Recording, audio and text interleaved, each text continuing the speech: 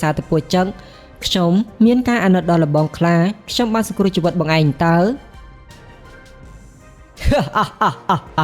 ចៅឯងកុំឃើញខ្លាដេកថាខ្លាងាប់យើងរស់នៅទីនេះរាប់សិបឆ្នាំមកហើយអ្នកណាក៏ខ្លាចរអានឹងយើងដែរកុំថាឡើយសត្វពស់មួយក្បាលទោះបីជាសត្វពស់មួយព្រៃក៏មិនអាចធ្វើអ្វីយើងបានដែរចៅឯងប្រហើនណាស់ហ៊ានមកប៉ះពាល់អញផងដូច្នេះអញត្រូវតែប្រហារជីវិតអាចៅឯងធ្វើជាអាហារហើយបងខ្លាអើយសូមបងមេត្តានិតខ្ញុំផងនេះកំពុងតែដេកស្លាប់ដោយសារតែពស់ចឹងតែហេតុអ្វីជាបងឯងឲ្យខ្ញុំប្រកល់ខ្លួនធ្វើជាចំណីសត្វខ្លាអញ្ចឹងខ្លាគឺជាសត្វដែលមានអំណាចជាស្ដេចព្រៃនៅក្នុងតំបន់នេះហើយខ្ញុំត្រឹមតែជាសត្វសេកតូចមួយមិនអាចជួយអ្វីចៅឯងបានទេហើយបើចៅឯងខ្លាំងរកអ្នកដទៃឲ្យជួយទៅ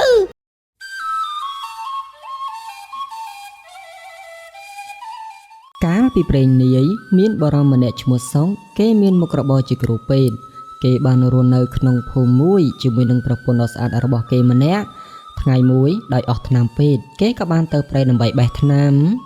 អូនអើយថ្ងៃនេះផ្ទះយើងអស់ថ្នាំសម្រាប់ព្យាបាលជំងឺហើយបងគិតថាទៅរកបេះថ្នាំនៅក្នុងព្រៃសិនពី3ថ្ងៃក្រោយទើបបងត្រឡប់មកវិញអូននៅមើលផ្ទះផងណាបើសិនជាមានអ្នកណាមករកបងអូនប្រាប់គេតាមនឹងចោះចានៅពេលដែលបងទៅព្រៃបងត្រូវតែចេះប្រយ័ត្នប្រយែងផងណាពេលវេលាយប់កាលណាសូមបងសម្រាកនៅក្រោមដើមឈើធំខ្ពស់ទើបមានសុវត្ថិភាពណាបងបាទអូនរឿងនេះបងដឹងហើយសូមអូនកុំបារម្ភអីបន្ទាប់ពីនិយាយលាគ្នារួចហើយប្រពន្ធក៏រៀបចំអាហារក្រៀមសម្រាប់ឲ្យប្តីនិងថ្នាំសង្កូវមួយចំនួនដើម្បីឲ្យប្តីទៅព្រៃសុងគេបានដើរកាត់ព្រៃមួយចូលព្រៃមួយកាន់តែឆ្ងាយទៅគេមិនទាន់នឹងបានបេះថ្នាំផងគេបានប្រទះឃើញសត្វខ្លាដ៏ធំមួយវាបានដេកនៅក្បែរដំបូកមួយកន្លែងពិតជាចម្លែកមែនខ្លាអ្វីមិនបានជាដេកស្កប់ស្កល់យ៉ាងនេះយើងដើរមកវាមិនភ្ញាក់តល់តែសោះយើងពិនិត្យមើលឯងបន្តិចសិនអាយ៉ាតាមពិតខ្លានេះស្លាប់ដោយសារតែពស់ចឹកតើពិតជាគួរឲ្យអាណិតខ្លាំងណាស់ណាស់ហើយចោះខ្ញុំជាគ្រូពេទ្យព្យាបាលជំងឺឃើញវាមានគ្រោះថ្នាក់អញ្ចឹងណែខ្ញុំនឹងប្រើវិជ្ជាកម្ពុជារបស់ខ្ញុំព្យាបាលវាទៅចោះព្រោះវិជ្ជានេះគឺជាគេដំណើរដូនតារបស់ខ្ញុំដែលអាចព្យាបាលជំងឺពស់ចឹកបានដោយក្តីមេត្តាអាណិតនិងចិត្តសប្បុរសនាយសុងគេក៏សម្រេចចិត្តផ្សំថ្នាំសង្គ្រោះជីវិតសត្វខ្លានោះមកវិញបន្ទាប់ពីសុកលាបថ្នាំលើសាកសពខ្លានោះហើយខ្លានោះក៏បានដឹងខ្លួនរួចហើយក៏និយាយថាចង្រៃណាយករបស់ស្មុកគ្រោកលាបលើខ្លួនរបស់អញប្រកាសជាចៅឯងហើយហេតុអ្វីបានជាចៅឯងធ្វើទង្វើបែបនេះណែអញគឺជាស្ដេចព្រៃនៅទីនេះហេតុអ្វីបានជាចៅឯងហ៊ានម្ល៉េះមិនមែនទេខ្ញុំបានដើរមកហើយខ្ញុំបានឃើញបងឯងដេកស្លាប់ដោយសារតែពស់ចឹងខ្ញុំមានការអាណិតដល់លបងខ្លាខ្ញុំបានសង្គ្រោះជីវិតបងឯងតើចៅឯងកុំឃើញខ្លាដេកថាខ្លាងាប់យើងរស់នៅទីនេះរាប់សិបឆ្នាំមកហើយអ្នកណាក៏ខ្លាចរអានឹងយើងដែរកុំថាឡើយសត្វពស់មួយក្បាលទោះបីជាសត្វពស់មួយព្រៃក៏មិនអាចធ្វើអ្វីយើងបានដែរចៅឯងប្រហើនណាស់ហ៊ានមកប៉ះពាល់អញផងដូច្នេះអញត្រូវតែប្រហារជីវិតអាចៅឯងធ្វើជាអាហារហើយបងខ្លាអើយសូមបងមេត្តានិតខ្ញុំផងសូមបងកុំតន់ប្រឡែកខ្ញុំទៅពេលនេះអីចាំខ្ញុំទៅរកអ្នកដែលមានប្រាជ្ញាមករកខុសត្រូវចំពោះរឿងយើងបើសិនជាខ្ញុំខុសសូមបងប្រហារជីវិតខ្ញុំទៅចោះសត្វព្រៃនៅក្នុងតំបន់នេះគ្មានអ្នកណាហ៊ានកាត់ក្តីឲ្យយើងចាញ់នោះទេបានហើយចៅឯងទៅរកឲ្យអស់ចិត្តចោះវេទនីឲ្យខ្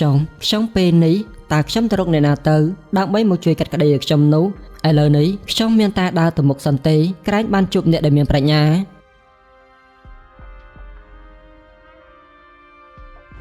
សុងគេក៏ចេះតែដើរទៅហើយក៏បានជួបនឹងសត្វសេកមួយក្បាលសុងក៏បានដំណើររឿងប្រាប់ទៅដល់សត្វសេកសុងបានអង្វរសត្វសេកឲ្យជួយកាត់ក្តីនៅក្នុងរឿងនេះហើយច្បាស់ជាចាញ់បរិមម្នាក់នេះហើយប៉ុន្តែបើសិនជាអញកាត់ក្តីឲ្យបរិមម្នាក់នេះឈ្នះហើយប្រកាសណាស់ជាសត្វខ្លានោះគុំគុនអញជាមិនខានអញ្ចឹងអញគួរតែធ្វើយ៉ាងម៉េចទៅខ្ញុំនឹកឃើញហើយណែចៅមានអុំតាមសេចក្តីដែលបងឯងប្រាប់ខ្ញុំបងឯងគឺជាអ្នកខុសប្រកាសមែនហើយបងឯងឲ្យសត្វខ្លានោះស៊ីទៅបងសេងបងឯងស្ដាប់ច្រឡំទេដឹងខ្ញុំបាននិយាយថាខ្ញុំបានជួយសង្គ្រោះសត្វខ្លានៅពេលដែលគេកំពុងតែដេកស្លាប់ដោយសារតែពស់ចឹងតែហេតុអ្វីជាបងឯងឲ្យខ្ញុំប្រកល់ខ្លួនធ្វើជាចំណីសត្វខ្លាអញ្ចឹង ខ្លាគឺជាសត្វដែលមានអំណាចជាស្ដេចព្រៃនៅក្នុងតំបន់នេះហើយខ្ញុំត្រឹមតែជាសត្វសេកតូចមួយមិនអាចជួយអ្វីចៅឯងបានទេហើយបើចៅឯងខ្លាំងរកអ្នកដទៃឲ្យជួយទៅសុកលើដូច្នេះគេកាន់តែភ័យខ្លាចនិងអន់ចិត្តចំពោះសត្វសេកយ៉ាងខ្លាំងហើយគេក៏បានបន្តដំណើរទៅមុខទៀត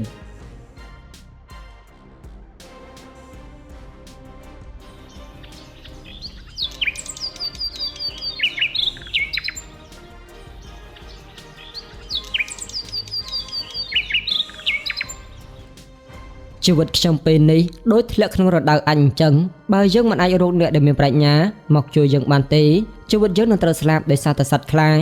ដូច្នេះយើងត្រូវតែបន្តដំណើរទៅមុខទៀតមិនថាជួបរឿងអ្វីក៏ដោយខ្ញុំត្រូវតែរកអ្នកដែលមានប្រាជ្ញាមកជួយខ្ញុំឲ្យបាន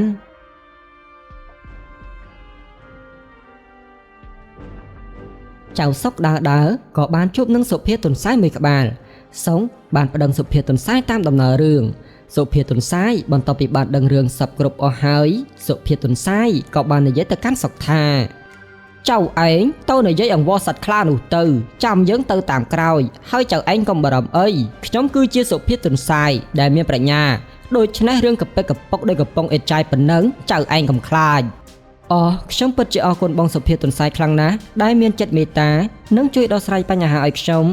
បើដូច្នេះខ្ញុំទៅរកបងខ្លាសិនហើយ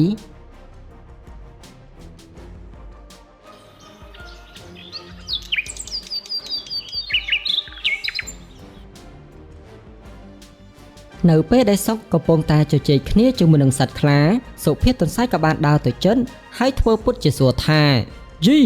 បងទាំងពីរហើយតើអ្នកទាំងពីរមានរឿងអ្វីនឹងខ្ញុំឃើញអ្នកទាំងពីរជជែកគ្នាឡើងមួយសន្ទុះធំទៅហើយហេតុអ្វីក៏ណែមិនតន់ដាច់ស្រេចសោះអញ្ចឹងបងសុភាទន្សាយពិតមែនហើយតាមពិតចៅមាននំម្នាក់នេះគេជាមនុស្សដែលមានល្បិចខ្ពស់ណាស់គេមិនមែនជាមនុស្សល្អឡើយសូមបងសុភាទន្សាយជួយខ្ញុំផងបងសុភាទន្សាយមិនដូចអ្វីដែលបងខ្លានិយាយនោះទេហើយអ្នកទាំងពីរស្ដាប់ខ្ញុំសិនសូមនិយាយមួយមកខ្ញុំស្ដាប់ពួកអ្នកនិយាយដូចជាមិនយល់សោះតើចៅឯងបានធ្វើអ្វីបងខ្លាទៅបន្ទាប់ពីឮសុភាទន្សាយនិយាយដូច្នេះសត្វខ្លានិងចៅមាននំពួកគេក៏បានរៀបរាប់តាមដំណើររឿងសុភាទន្សាយលុះបានដឹងហើយគេក៏បានធ្វើពុតជានិយាយថាអូហោ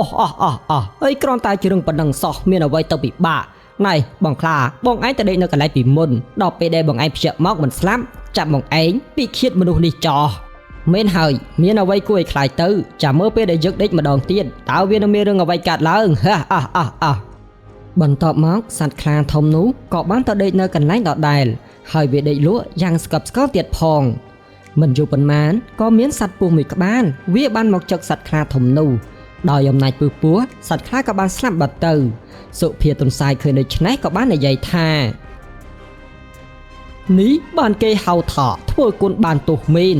ណែចៅមានអបអើយចៅឯងឈប់ជួយវាទៀតទៅអាសត្វខ្លានេះវាមិនដឹងគុណចៅឯងទេចៅឯងបន្តធ្វើការងាររបស់ឯងទៀតចោះបានខ្ញុំអរគុណណាស់បងសុភាទន្សាយដែលបងបានជួយដោះស្រាយបញ្ហាឲ្យខ្ញុំមិនដឹងថាមានអ្វីតបស្នងសងគុណបងឡើយអើយមិនអីទេយើងនេះក៏មិនចង់ជួយប្រមាណដែរដោយសារតែយើងឃើញអាសត្វខ្លានេះវាអត់មានគុណធម៌ទើបយើងចង់ប្រើប្រាជ្ញាបន្តិចបន្តួចរបស់យើងជួយសង្គ្រោះចៅឯងទៅឥឡូវយើងទៅហើយណាបានបងសុភាទន្សាយខ្ញុំក៏ទៅរកថ្នាំដែរ